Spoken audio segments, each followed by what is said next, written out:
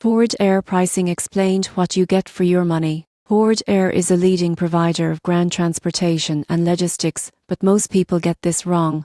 They assume pricing is a flat rate based solely on distance. The surprising truth is that forward air pricing is influenced by multiple factors, including shipment type, weight, volume, and service speed. For standard less than truckload ATL shipments, rates are generally calculated based on the dimensional weight of your package. You won't believe how much this matters. A lightweight but bulky shipment can cost more than a denser, heavier one. Expedited services like same-day or next-day delivery carry a premium, sometimes up to 50% higher than standard transit. Additional fees can also apply for residential deliveries, liftgate requirements, or limited access locations. Most people get this wrong by not factoring in accessorial charges, which can significantly impact the final cost. Forward Air also offers specialized services like air cargo handling and trade show logistics, where pricing is customized based on complexity and volume. In conclusion, Forward Air pricing is not just about miles traveled, it's a mix of shipment size,